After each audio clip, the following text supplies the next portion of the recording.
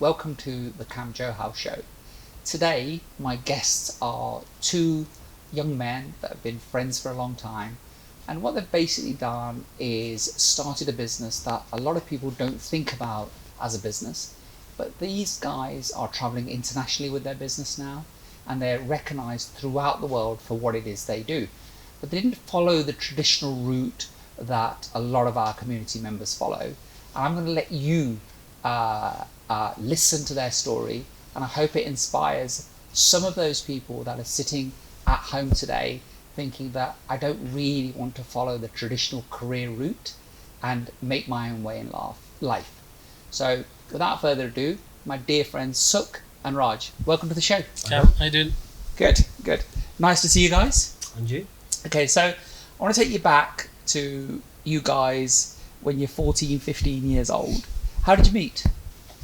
We had mutual friends, and I was already DJ. I'm a bit older than Sukh, so I was DJing sort of college then uni, and then Sukh was playing Doll. I was a Doll player. And I got into Daytimers.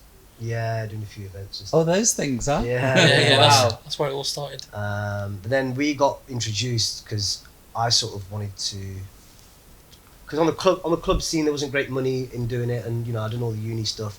I wanted to sort of set up the roadshow side, and I think Sukh had the same idea. And then we just got together and we sort of grew it really organically from there, basically. Okay. Yeah. What inspired you to start?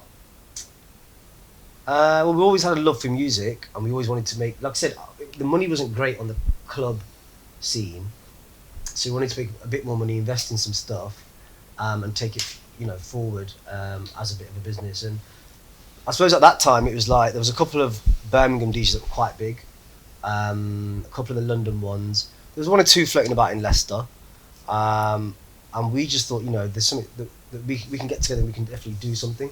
And yeah, we basically did, yeah. Okay, so you were at school or at college by this time? I was first year college. Yeah, so I was just sort of just coming out of uni basically. Okay. Yeah. So, because the interesting thing is, both of you graduated, didn't you? That's right, yeah. Yeah. Both got an education. Yeah, excellent. Mm-hmm. Well, look, it's a great thing to fall back on, right? Yeah.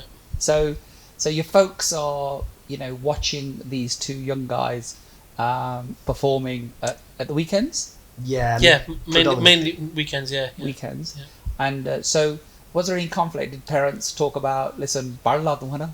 Yeah. It started off quite rough at first, to be honest with you. when we got into it, it was putte kaam karne hai, I mean, late nights, gonna start drinking, gonna start doing. I remember one of the first bookings we did. The client paid us in a check. We didn't used to do contracts and nothing. Of course. I think we were DJing at someone's house, in Oadby, and it was like a pre-wedding. And where were we charging? The check bounced. Okay. And my dad was like, "Is this what you're doing on the weekends? You're going to people's houses to DJ, and the check bounces." And so it was definitely a struggle. Yeah. And then again, when you first start in any business, you have to start, I suppose, when we were that young, you have to start quite cheap. Of course. We were literally going out for £100-150. We used to have a residency on Belgrave Road, a place called Lyle Restaurant. Do you remember it? Upstairs? Yes, I do. Yeah. So we used to go. I think we were there every Saturday. Every Saturday. And it was £150. If we weren't that busy, we get £100. Wow. And if you had a drink, yeah, you used to get taken off our final payment. But it was like that kind of stuff. And we were coming in the back of our car with our equipment and literally taking up the stairs and literally started with zero equipment. You started from the bottom, right? Yeah. Which is, that's what everybody has to do, right? Because, obviously I don't know much about your family, but Raj, your family's very successful property developers, right? Yeah. So you could have got into that business, couldn't you? Yeah. Well, I have on Monday to Friday, but yeah, this is almost another full-time business in itself, so definitely, yeah. Yeah. So family business, what's your background? No, working class. My dad worked in Walker's Crisps for 45 odd years. Fantastic. Mum was in a factory for 40 odd years, so they're retired now. Yeah. So just working class, but that's why they didn't really want me to get into music. They're like, Barla, Kosh Panja, one of them ones. Yeah. And I was like, look, I'm doing it as a passion, and I'm enjoying it, and I'm getting some money for it on the weekends. Okay. But not to the extent to where we are today. I wasn't expecting it to grow that the way it has. So at what point do you think, right, we've graduated, and we're not going to go and follow a career. We're going to do this as our main income, main business. To be honest, it was before we graduated that things took off for us. Mm-hmm. I remember college was a struggle trying to get through college because we were doing events on the weekends, and we were trying to save up money at the same time to buy more equipment and do things. So then weekdays I'd have a little part-time job just to get me by, sort of thing. And Raj was at uni at the time as well. So, but by the time we hit, I think Raj graduated, and by the time I hit uni, it started taking off for us, and that's when I decided to stay local. Okay. To Leicester and not go out of uni because I wanted to concentrate on the business. And it just it was a gradual step, wasn't it, Raj? Yeah. But everything was gradually done, but it was done very naturally. If that makes sense. Nothing was forced or anything. I mean, to save costs as well as like we were using his garage initially to. I mean, he used to get so busy. I used to have to jump to the back of the garage and swim over stuff just to get like the odd microphone or whatever. And then we were like, look, we've got to take it to the next level. We're going to have to spend, speculate to accumulate. So we had to then get a unit, get vans in and stuff like that. And then you can start charging more. You go from your restaurants to your pre-weddings to your wedding receptions to your destination weddings, top-end weddings. You get a different kind of clientele. So we did progress quite naturally in that sense. So yeah, but it was literally like you said, started from the bottom, and then we could see that the money was there to be made. We were getting busier and busier, and we were getting to the stage where we had to turn down a lot of weddings because we were so busy, especially during like your peak times and your bank holidays. And that hurt, turning weddings away. Well, money, right? what's going on with turning weddings away? Yeah. And it hurt in a way, but that's when we started to grow the team and started expanding and getting. We got more DJs now. There's Paz, there's Rex, there's quite a few of us. Fantastic. And we've got more hosts, more DJs, we've got staff. So, and that's how we grew. I want to keep you at this starting point, right? Yeah. Because I consult in business and I consult businesses, and I get this kind of get rich quick attitude that's out there. So we watch, this reality TV where people are getting huge prizes for what seems to be not a lot of work. And so a lot of people have this kind of attitude of that it isn't hard work, that you don't have to grind it out. I remember working 7 days a week. When I first started my business, my mum would say, she was going nuts. I had this beautiful office job, suit and tie, management trainee. Yeah. And I came and started doing my own markets. And she used to say, look at you now, you don't even shave, suit and tie. And I would say to my mum, I said, Mum, I used to look as if I had money when I was in that job. Yeah. Now I actually have it. Yeah. There's a big difference, right? 100%.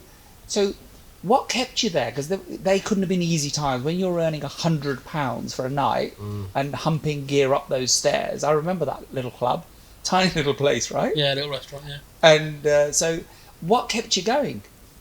I think at that time, because we had still had a lot of age on our side, and I think our parents probably thought it was going to be a bit of a phase as well. Of course.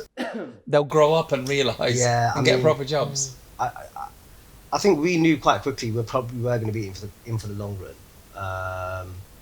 And I think it also helped that, because our weddings are quite, especially if you take, a non-Asian person to an Asian wedding, they are very top end. Yes. Even your average Punjabi wedding, the expenditure's got to be 30-40k easy. Absolutely.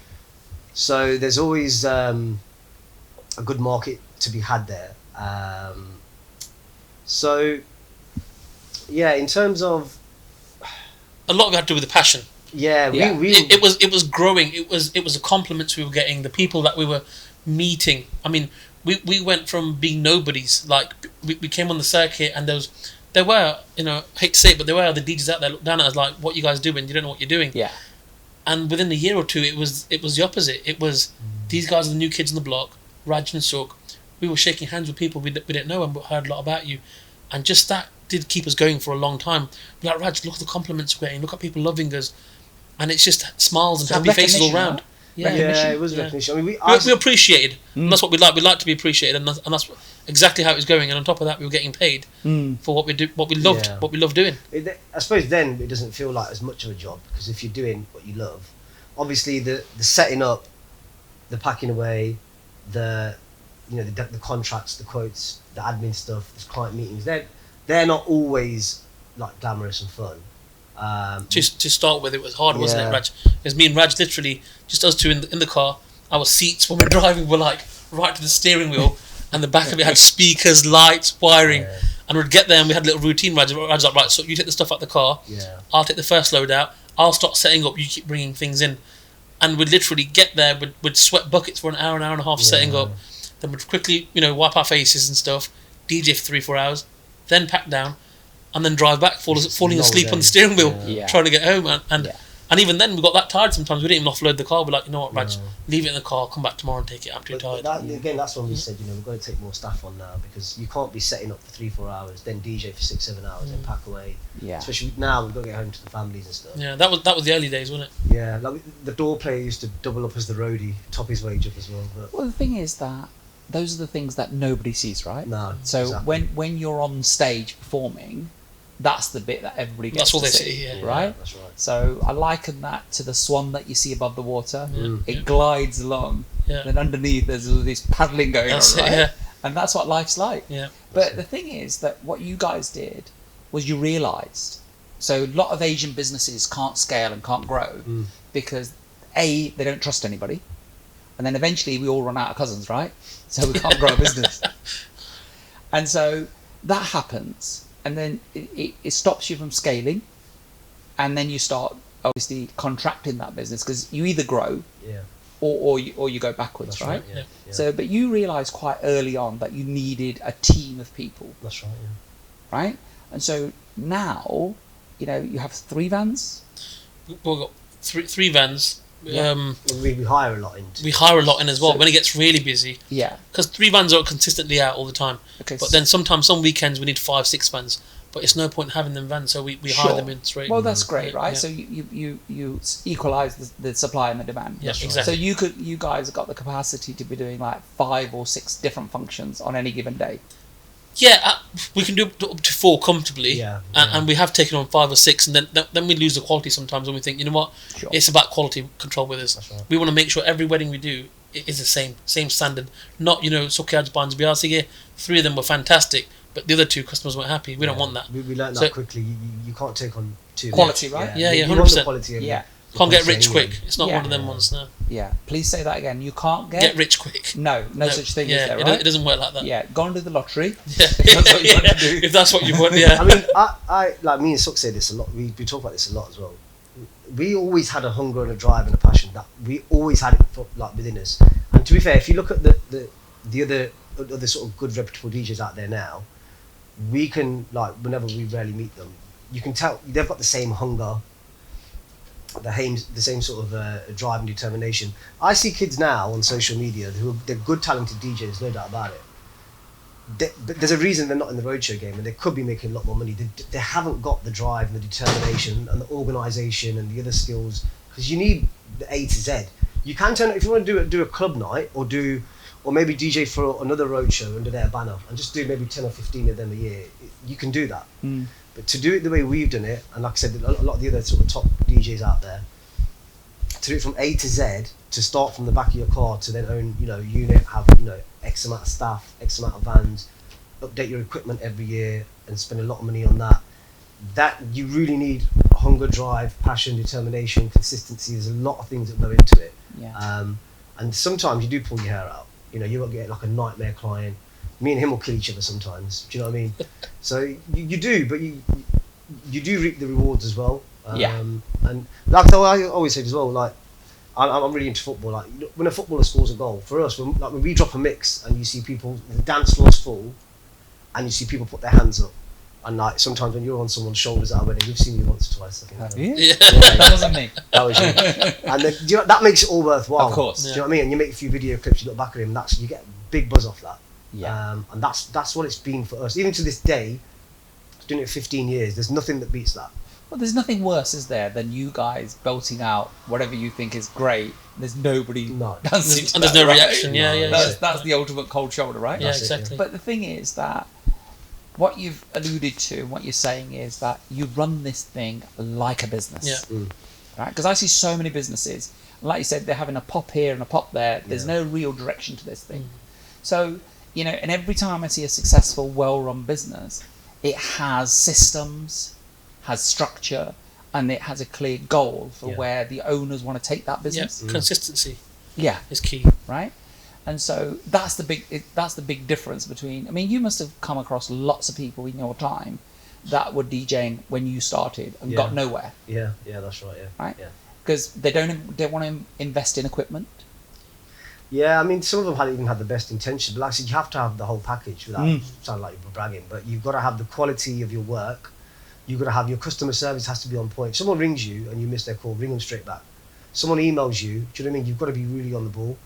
Like I said, it has to be absolutely A to Z. And like you said, to run a business, it's got to be from top to bottom. Yes. You know? So I think, again, that's probably how me and Sukh work quite well, because I tend to run the office side quite well, because I'm probably good at dealing with customers, doing quotes, contracts, even like asking like the key information before the big day, you know, getting their first dance on all their photos.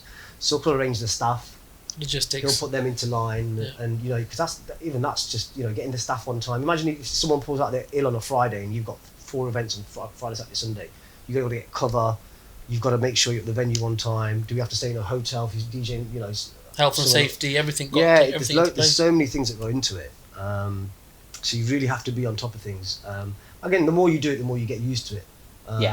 Becomes, you know, second nature. But again, you have to be really organised initially. Well, again, you're a business and you're a team, so you've got clearly defined roles, each of you. Yeah.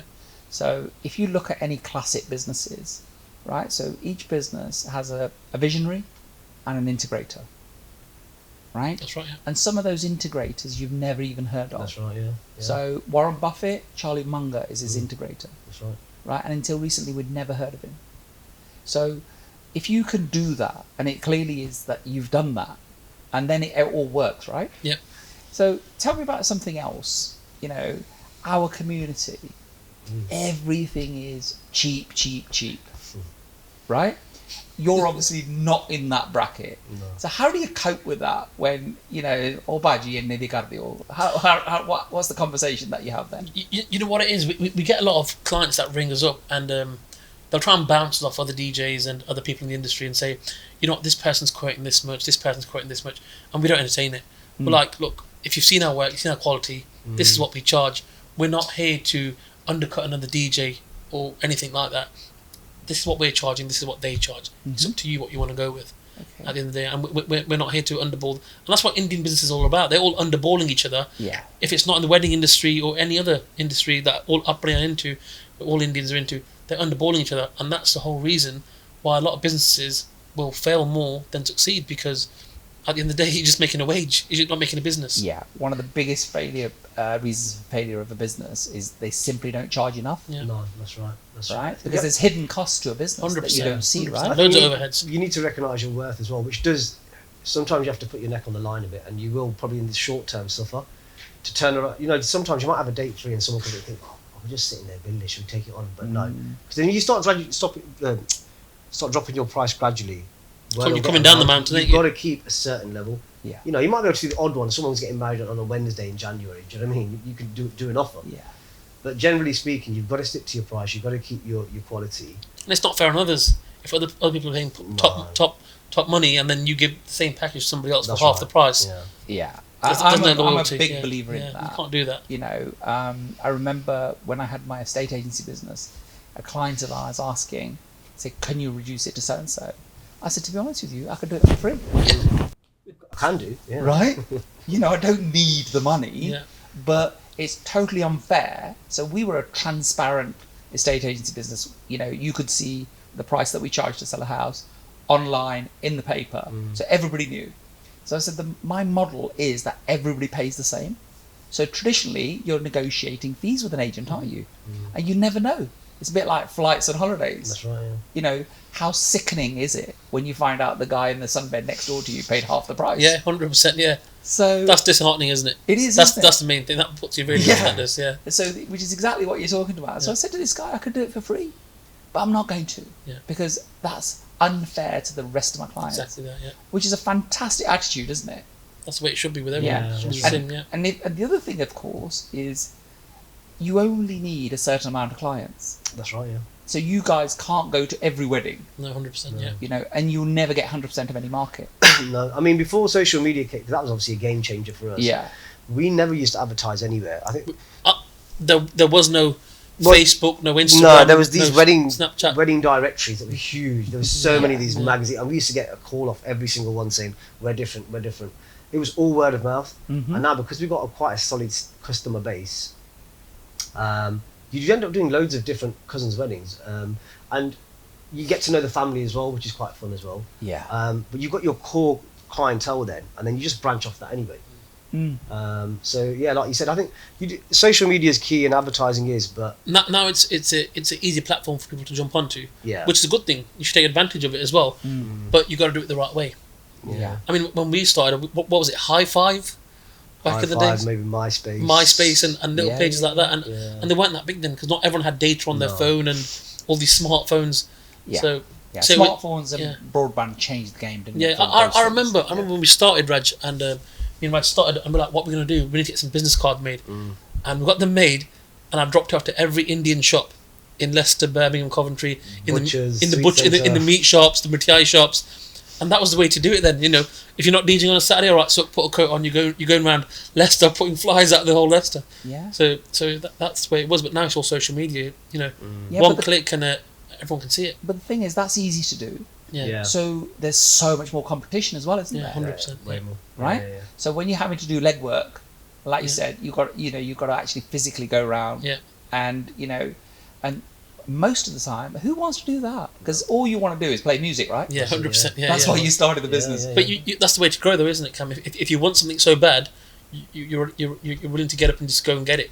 Well, the thing is this: the upside, as you alluded to, the benefits are great, right? We get to go to different venues, meet Yeah. different people. Yeah. Well, you No. get to live a great life, don't you? You make some make great friends. Yeah, yeah, definitely. It's always Right. different. 100%. So that's nice, and as guys, we get to get some nice toys as well, don't we? Yeah. Right. So that all helps.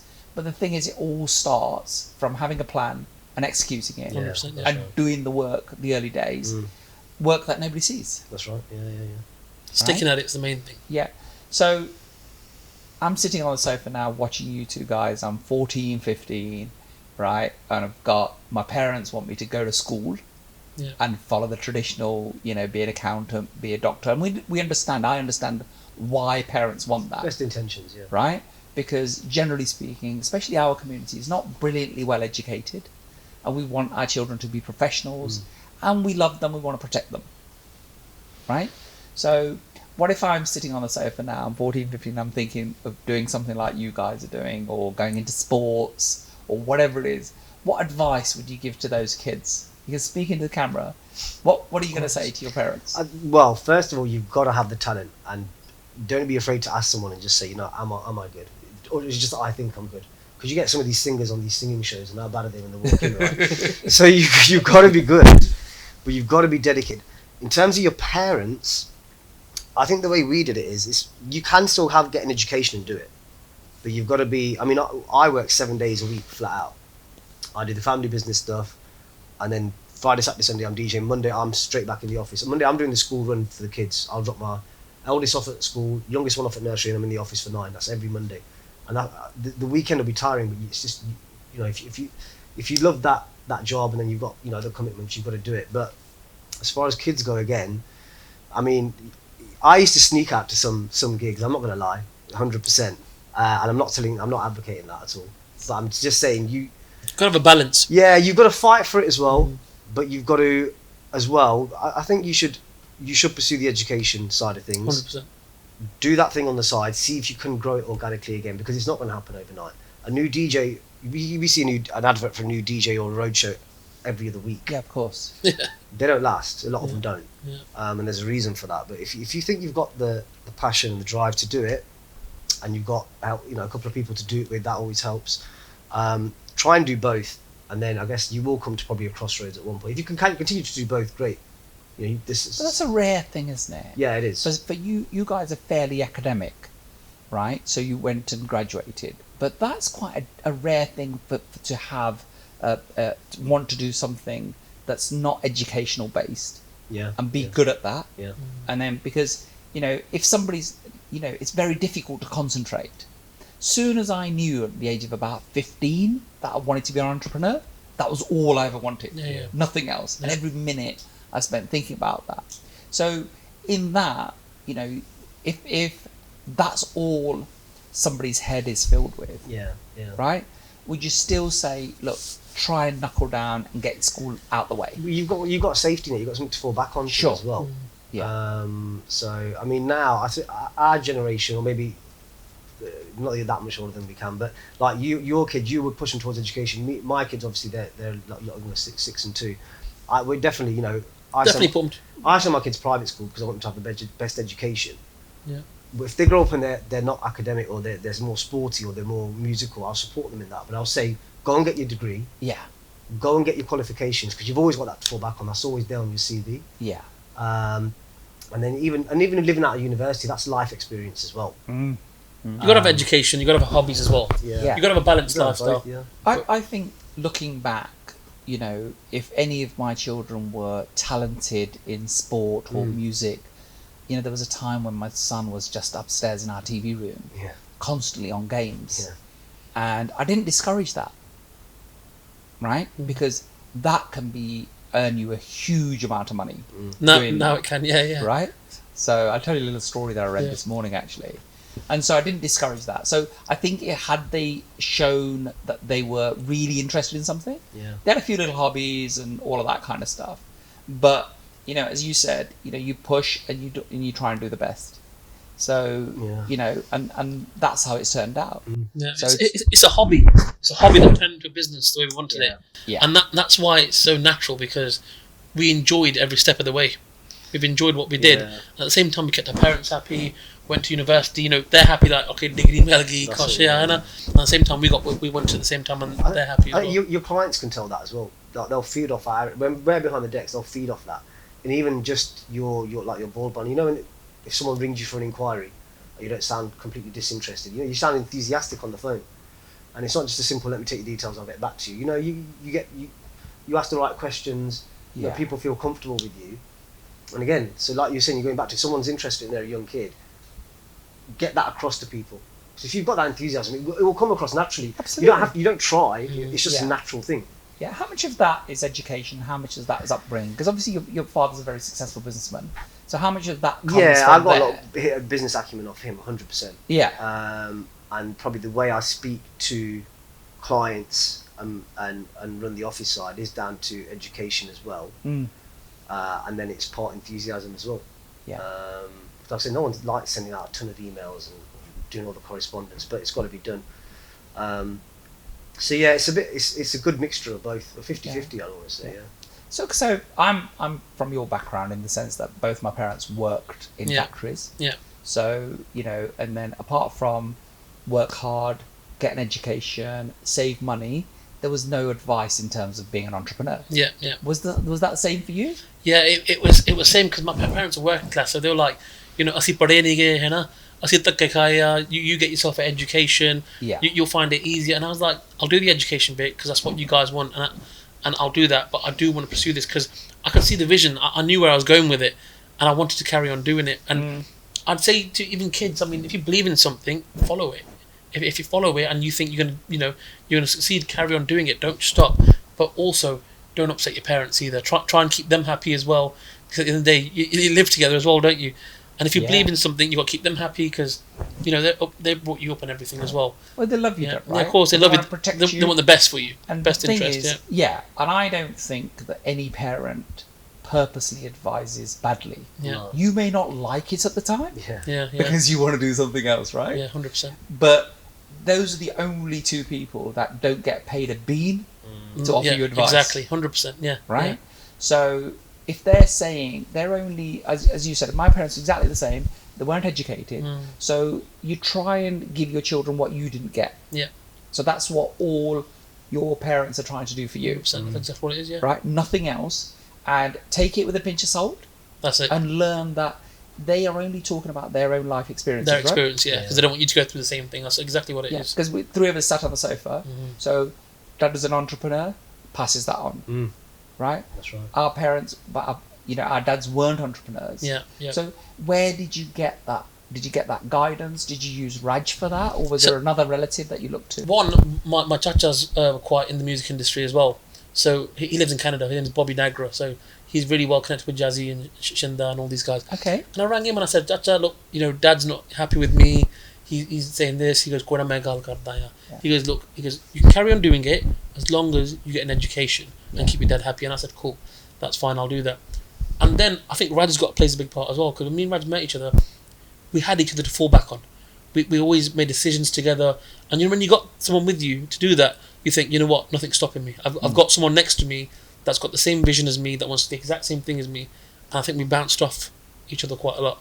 And that helped us as well. So it's always good to have that back support from your parents. So I'd say to parents, 100%, if your kids want to do something, try and support them, because they need that push from their parents. And same, if you've got friends or a business partner or family around you, it's always good to bounce off each other and help each other, because that's the only way. That's where upbringing go wrong. Upbringing, if someone's doing well, they'll kick him under the carpet. They'll be like, he's doing well, why am I not doing well? It's not that. That's the problem with Punjabis, I think. They think he's better than me, I don't want that. We've got to help each other, we've got to push each other. And that's the only way we're going to get there together. Well, that's the idea of people like us talking. We were speaking just before the show started that the problem with our community is if we make it, get to the top, the first thing we do is pull the ladder up so nobody else comes. Right? What we want to do is put another ladder there so others can grow. Because one thing is that there's enough money in this world. There's 7.5 billion people here. We've got more than enough money to make every man, woman and child a millionaire. Yeah. So there's an abundance, not scarcity. Right? The other thing that I just wanted to take you back slightly is that it shows the strength of our families and our communities, that you can go to a chacha or a taya or a mama, and they'd always indulge you, right? Yeah, 100%. Yeah. Right, or grandparents. Yeah, you need family. Your family always needs to be there. Yeah. And I think that's what helped me a lot as well, because if you think your parents are not agreeing with you, you got your chacha, taya, bua. If they can help you out, just bring them up, say I need your help, and that helped me a lot. And like I said, Raj, even when me and Raj met each other, we didn't know each other. No. So when we got introduced, we had that understanding and that trust with one another, and we built that up. And because of that, we fell on each other, and we grew together. I think that always helps. And if you don't have any family that you can initially go to, sort of prove them wrong, sort of do what you're good at, keep getting better at it. You'll eventually get their respect. And then if you do need a bit of their advice, trust me, they'll come running to you. They will. Yeah, there's nothing like having success to there's different things that motivate different people. That's right, yeah. Right? So some people are motivated by challenges. There's a few people that said to me, "Oh, you'll never amount to anything." And I think we've all heard those, haven't we? Yeah, it always right? happens, yeah. So you use that to fuel you and push you forward, right? And the other thing that is coming out of these conversations is family. So we live in a society that doesn't really value family on the whole, right? So we were talking again about these lavish weddings. They're only lavish to outsiders. They're normal weddings to us, aren't they? Yeah. 400, 500, 600 people, 40, 50,000, 100,000 pounds on a wedding is not an abnormal amount of money to spend on our community weddings. Yeah. So nobody has those, right? We have them, and a few other communities. Yeah. But certainly mainstream communities in this country don't have that kind of lifestyle. No, they don't. They don't have the same values for family. Yeah. And I think, yes, you guys are younger than me, so I value those. So where are you with those things? Because I think that is what is unique about our community, and we should, especially youngsters, get to know your uncles and your aunts and your cousins, right? And stick together, because in times of adversity, they're the only ones that will help you. Yeah, 100%. What would you say? Yeah, 100% agree with you. I mean, family is a big thing with us. Like you said, even taking it back to us, obviously, on the weddings as well. This is huge. But, in terms of family values, what's more important in life than family? I remember we've got some cousins in Canada who we didn't know we had until about 10, 15 years ago, because the relations got lost from back in the day. And then my bibby, who was brought up by her Massey, they met at a wedding in Swindon. Wow. And then we got introduced to guys. Oh, you got some family in Canada, and they're exactly like us. We met them, and they're like a mirror image. Well, you're blood, aren't you? Literally, same blood, same DNA. We got like a house on fire now. So yeah, 100%. Family is the most important thing, without a shadow of a doubt. Yeah. Fantastic. So that leads us nicely on. You're both family men. Yeah. Yep. Yeah. Child. Yeah. So how does, you go to this fantastic wedding and you spend a weekend there and there's 600-700 people. So it's all over on Sunday night, right? So Sunday night you obviously get home, but that's not really home. You fall into bed. So you get up on Monday morning. So Raj, you talked about the school run. Yeah. Right? So Monday morning, school run. Yeah? I spent 10 years in and out of Dubai. So fabulous hotels, 5-star living. Then exactly like yourself, come home. Now you've got to clean your own shower in the morning. Yeah. Right? You think, oh God. Right? How do you adjust to that? You do. I mean, it's a big sacrifice as well. I mean, a lot of people obviously they'll work the 9 to 5, Monday to Friday, whatever, and they'll get to see their kids and stuff on the family. I do miss out on that quite a bit. So that's one thing as well. I mean, my wife's really good at that as well. How old are the kids? So 6 and 2, so they're at a bit of a key age as well. Okay. So I mean, occasionally I'll take the older one sometimes with this. If they're local weddings, like he'll just raid the chocolate fountain with one. Like some of the lads who are setting up there a bit younger, so then he'll chill outside and play with them, and he'll enjoy it. He loves music as well. Yeah. So that's nice. Even when I'm practicing at home on the decks and stuff, the 2 kids love being around it. Sure. But in terms of that dynamic, yeah, I mean, we're gone Friday, Saturday, Sunday, and then it's It's a just sacrifice, isn't it? Yeah, it is. But it's Try and make up for it with holidays and weekdays and stuff in the evenings and stuff like that. But that's the only thing that we do lose is the weekends. But of course, I think everyone in our industry, wedding industry, will tell you that. Yeah, not generally. just anyone, catering, decor, they all make that sacrifice, and it is hard. Other DJs in the industry that we know from London. And do your wives work? No, Sandy doesn't. She did have she's got law degree. She's got LLP. She was working when we got married, and then she was at Next Head Office for a bit, and then once we had the first kid, I said, "Well, you don't need to work." She did want to work, but then we planned to have another kid. She wants a third. I said no, but but it's a full-time job now with those 2. So you get some time during the week, right? Oh yeah, because at least she's at home. What about your wife? 100%. Yeah, she works. Yeah. Yeah. So that's more difficult, isn't it? Yeah, because she's obviously at work in the week, and then in the week I don't have a Mondays off, to be honest with you, because like Raj is normally in the office Monday to Friday, but I need Monday off because obviously I'm on the road setting up with the boys and all that sort of stuff as well. So I take Monday normally off. Yeah. And just evenings really. So I mean, we have the odd weekend or odd Saturday or Sunday off, don't we? Which always helps because people think, oh, we're sitting at home doing nothing, but it's a bonus for us. We're like, great, get to spend it with the family and do something. So it's always a special treat when we do have time with the family. Yeah, excellent. So, but again, anybody that's set up a business will talk about the number of hours. But the thing that compensates, and you've said it today, and I hear it all the time, and it's true in my case. If you love what you do, it doesn't feel like work, right? Yeah, no, it doesn't. 100%. So only other people see the hours. That's right. When I was much younger, I was been very fortunate to spend time with really very aspirational people. It's a very dear friend of mine, he'd be in the office till 9 o'clock, 10 o'clock, and he was really, really rich. And you're young and you're stupid, and you think, what the hell?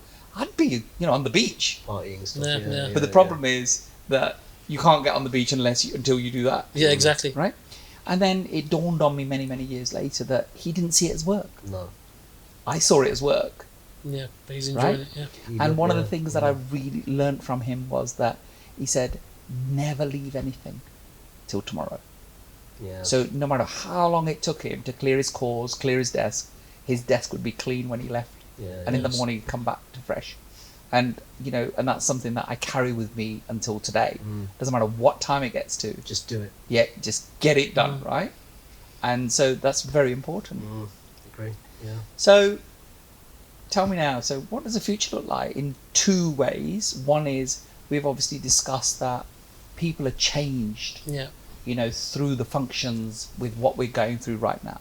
That's what I mean, Cam. It's $1 million question at the minute, isn't it, with the pandemic? I mean, forget weddings, we can't even get a dariya done at the minute. The barbers are not open or nothing. So that's just it with weddings as well. I mean, it's a difficult one, Cam. I mean, what do you think? It's gonna resume hopefully in the next 6 months to 8 months, let's say, but it will be a lot less numbers. Okay. Yeah, I mean, our typical Punjabi wedding, 350, 400, going up to anything to 600-700 people. That's not going to happen anymore. I reckon they might say, right, 150, 200 max. Yeah. So it'll be more intimate. The bigger venues will struggle, that hold a lot more people and stuff like that.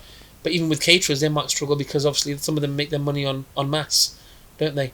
Yeah. So it depends. Some people might think, you know what, we've got smaller numbers, we can spend more money, so we'll go all out with the setups, the decor, the roti. Or some might think, you know what, bande ghatte, why are we going to spend that much money? Let's just do it cheap and cheerful. So it's a 50-50 thing at the minute. So we're not going to know until I think every industry's going to suffer, isn't it? In the Yeah. short term. Well, it's going to be different, isn't it? Yeah, it is. Yeah. So some industries will boom. we have to That's right, adapt. Yeah. Yeah. That's what we've got to Yeah. do.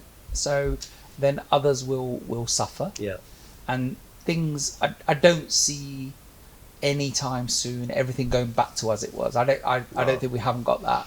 So we've got a new normal, and we don't really know what that's going to look like right Yeah, now. not right now, no. Yeah. Especially in the events industry, I'd say. Yeah. I'd say that's the hardest. Yeah. It's Because, very very up and down. Yeah, Isn't it? I mean, whether it's weddings, concerts, festivals that are Yeah. happening, it I think we're going to be one of the industries that will suffer the most. Yeah. Events was just literally the brakes were put on, Absolutely. and there was no real support offered. Actually, the people have signed a petition for the government to. Mhm. But you look at your festivals, concerts. How many people has a knock-on effect for? Uh-huh. So yeah, it's The whole music industry. Even look at the artists. Some of them rely on gigs and stuff to go out in concerts and perform. And look at them. I mean, I spoke to a good friend of mine, like Jazz Danby, the singer, and he's got a couple of songs lined up, and he said to me, I'm not going to release the dance floor type ones because what's the point? Because they'll be popular for a time. Weddings are a big thing on that, right? So Yes, of they'll be course. big at weddings, and he's thinking there's no point releasing them now because they'll be big and then they'll quickly fall again. So he's releasing more slower ones that you can sort of listen to in your car and that kind of thing. He'll save them for when weddings can start again.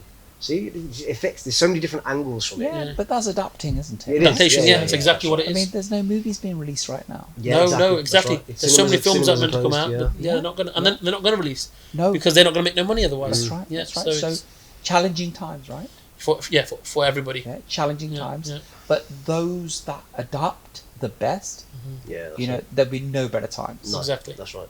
That's Yeah. right. So there's opportunity, and it's that fittest thing, isn't it? Yeah. Those that adapt the best will thrive in whatever comes as norm.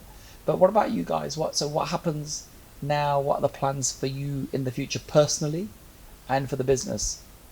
Well, we've been growing sort of year on year as it is. We probably need to get new premises soon. We've just bought loads of new equipment and stuff like that. We've not even tested it out actually because Yeah. Just before the lockdown, we bought loads of equipment and we went to pick it up, and it was in Europe, and we were literally like, we need to get it now before we come out of the EU. We're gonna have problems at the border and stuff. So we literally took an Arctic lorry down. Remember Brexit? Because of Brexit, yeah. So we took an Arctic lorry down, and literally, I remember, Raj, it happened, didn't it? And we brought it back, Yeah, that was in Feb, I and think. 3 weeks later, it's like, right, coronavirus lockdown, and it's just been sitting there, and we need to prepare. We need to get that all sorted out, and we need to, like I said, we're outgrowing this place now, so Yeah. premises will be next for us, and Okay. just adapt. That's what Yeah. we're going to do. We're here to stay, so we're not going anywhere. So Kikli Roadshow, we're still here to stay, so we're not going anywhere at all. Yeah. So it's just adapting to the future and see what it holds. Okay. So this business has taken you all around the world. Yeah, we do a lot of destination weddings. I mean, Yeah. I'd never been to Australia, and we did 2 weddings. We did the first one together. I didn't do the second one, but it's just the flight there is just a nightmare. Yeah. So I sent him, That was this year. and it was 2nd of Jan. Yeah. So we did New Year's Eve, the dinner and dance we do, and these guys flew out on New Year's Day. Yeah, January 1st. So. So, but again, so when we went to Australia, my wife's Bibby lives there, Okay. and she's in her 90s now. She probably hasn't got very long to go now. She's got assisted care and stuff. I got to meet her because a client from Australia, both the bride and groom were from Australia. They booked us out there, so that was a really good bonus. But we did some amazing places. Like we did a wedding not last year, 2 years ago. It was the Pullman Tower Hotel in front of the Eiffel Tower. Like they had their first dance at 10 when the Eiffel Tower lit up, Wow. and it was stunning. Mm. Like Lake Como, California. Yeah. Well, we did Lake Como together. Yeah. I was met you in Lake Como. That's right. That's when I Yeah. first met you. That's right. That's right. That's right. So, but you made a holiday of that, didn't you? Because you took Yeah, the wife I took the with you. wife. Yeah. Yeah. And then we went to Milan. Yeah, I went up to Switzerland, just on the border, that's wasn't right. it? That's right. We did shopping, so it's been really good like that. And we've done Marbella, we've done so many places. California, Canada, Yeah. Dubai. long haul, short haul. Dubai on the boats, Yeah, Dubai was amazing. We did yacht parties, and boat stuff. party, Jaguar party on the boat that docked outside like the Palm. Yeah, Stuff like that. It was fantastic. amazing. So, yeah, and again, like we got to meet some really good people. You make good connections, good friends. Do you know what I mean? It's taken us to a lot of places. Sure. Yeah. This Did business you, did you ever imagine that when No. two Never. 16-year-olds? Never. Never. we literally started off thinking we're going to do a Jaguar party, going to get roti in a plastic plastic thali where they hand it down. But nah, never would you imagine we'd do this. And that's what we love about it, Yeah. I say. Because our dreams have taken us to places we'd never imagined. And it's Yeah. been brilliant. Incredible. So fantastic journey so far, 100%. Yeah. but long way to go. Yeah, Yeah. definitely. So where does the business go? How does it expand? Because To be fair, we have already we already got to do the car hire along with the DJ side. We did do marquees. That was more Sukh, to be fair, than me. And he branched out into marquees, and it was like the top end stuff. It wasn't like your typical tent in the back garden. On no, 30 people. really. It was top end marquees, and it was just we were so busy on the DJ side we had to leave it. Yeah. We even did decor for a while, and that was really busy. So there's other areas of the wedding industry we could expand into again. So But maybe we took a step back from the decor and Yeah. the marquees and concentrate on the roadshow. And That's because it, of that, we've grew the roadshow. I mean, like you said, there's 4 DJs now, and there's a team of about 20 of us. that was a whole quality over quantity again. Yeah. We wanted Yeah. to concentrate on one thing. Because it's not like it used to be, DJ 20, 25 years ago, where you used to rock. You probably set up in an hour, pack away in 45 minutes. Yeah. And if it was like a 1 till 7 wedding, you'd be home for 8. Yeah. Now you've got full scale productions going on, overhead lighting. It might take you 2-3 days to set the venue, but Yeah, So- yeah. I remember we spoke at the Marriott last year. Yeah. And you were saying, Cam, it'll be like 4-5 o'clock tomorrow morning when we get home Yeah, after 100%. packing everything up. Yeah. So, but the thing is this, that like we said, it doesn't feel like work. No, it doesn't. No. The rewards are incredible, yeah, and they're not just monetary rewards, right? No, Like you said, the contacts, the friends, the destinations. yeah, that's right. All of that comes as a package, right? It does, yeah, 100%. I Yeah, met a lot of people through this industry. Yeah. Got to know a lot of people, families, and good friends. people in the industry, Yeah. and made loads of friends from it. So It's incredible. Yeah. I always thought that you would franchise your business out because how the Yeah. vans are sign written and everything. see, It looks like a business. yeah. that We needs had to be we had franchised. plans to expand into Canada Mm-hmm. because my family's out there, and we're like, should we open a branch in Canada and stuff? But We've had offers as well. We've had offers from have other asked DJs us and to- stuff. Yeah. but we've just not looked into that Yeah. as yet. So we'll see how that goes. If coronavirus doesn't stop here, we'll have to go Canada, America, and start DJing there. If the lockdowns are easier, so that's what we might have to start doing. Well, look, thank you very much. Yeah, really appreciate the Thank you time for that we having us. spent Thank Thank together. you so much. And so, for our guests watching, I hope that you're totally inspired by these amazing 2 guys that went out and got their education and then did what they really, really loved. But the advice that they've given is, you know what? Your parents are trying to do the best for you, so listen to them. You may not agree with it, and just suck it up. And for parents, if your son or your daughter comes home and says, I want to do something that you don't really understand because it's not being a doctor or an accountant or a solicitor, listen to them, hear them out, because you never know. These 2 guys, through what is essentially their business of work, have travelled the world, and they continue to travel the world, and they're both relatively young men. So, this could go absolutely anywhere. So, until next time, we'll see you again. Thank you for watching.